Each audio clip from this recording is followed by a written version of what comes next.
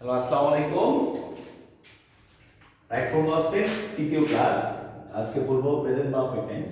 Structure হচ্ছে active, subject plus have has plus verb three plus object. Subject যদি singular হয় তাহলে হবে হ্যাজ, সাবজেক্ট প্লুরাল হলে হবে হ্যাভ, কিন্তু আই এর সাথে হ্যাভ হবে, হ্যাঁ।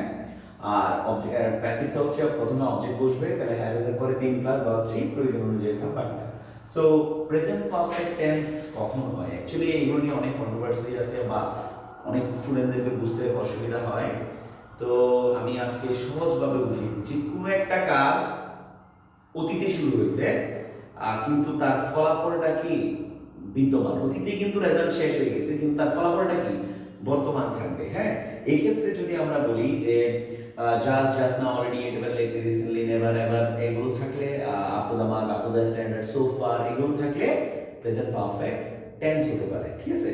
সো আমি কয়েকটা উদাহরণ দিচ্ছি, যেমন জাস্ট না, already, at, never, lately. Lately equal to কিন্তু দেরি করে না, lately equal to recently. Lately equal to কি রিসেন্টলি, মানে সাম্প্রতিক বুঝায়, হ্যাঁ, সাম্প্রতিককালে।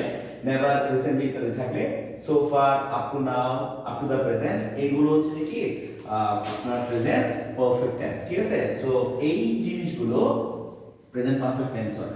এখন আমি উদাহরণ দিব কিভাবে প্রেজেন্ট পারফেক্ট টেন্স হয়। যেমন একদম সহজ করে উদাহরণ দিলে, হি হি এখানে দিল do do the work, he do the work just now, just now। এখনই কাজটা করছে, কাজটা অলরেডি ডান কিন্তু, ঠিক আছে, কিন্তু ইমপ্যাক্টটা রয়ে গেছে। তাহলে এখানে আমরা কি লিখবো? he has done, he has done the work just now, ওকে। এখন যদি সাবজেক্টটাকে আমরা এভাবে ধরি যে I do the work just now, তাহলে এটার উত্তর কি হবে? I do the work উত্তর হবে I have done। Do, did, তারপরে হচ্ছে তারপরে ডু হচ্ছে প্রেজেন্ট ফর্ম, ডিড হচ্ছে যে পাস্ট ফর্ম, এবং ডান হচ্ছে যে ভার্ব থ্রি মানে পাস্ট পার্টিসিপল। তাহলে হ্যাভ এর পরে ভার্ব থ্রি পাস্ট পার্টিসিপল, ঠিক আছে। এই দুটো কিছু আমরা বুঝতে পারলাম।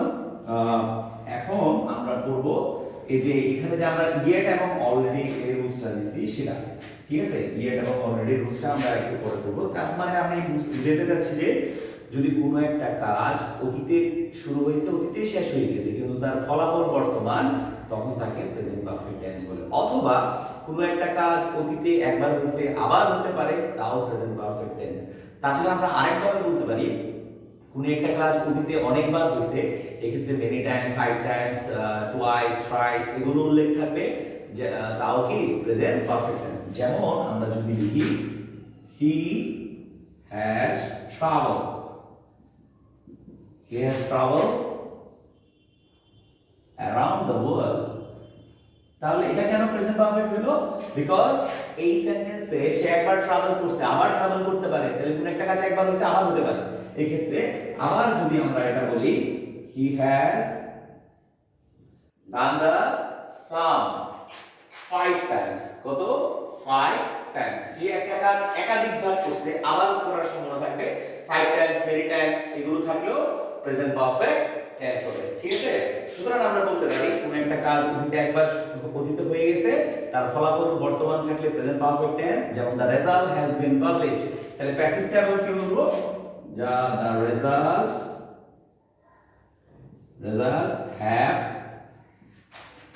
have been published, রেজাল্ট আমি প্লুরাল ধরছি তাই হ্যাভ লিখছি, হ্যাঁ, have been published। আমি অনেকগুলো রেজাল্টের কথা বলছি, the result have been published, okay.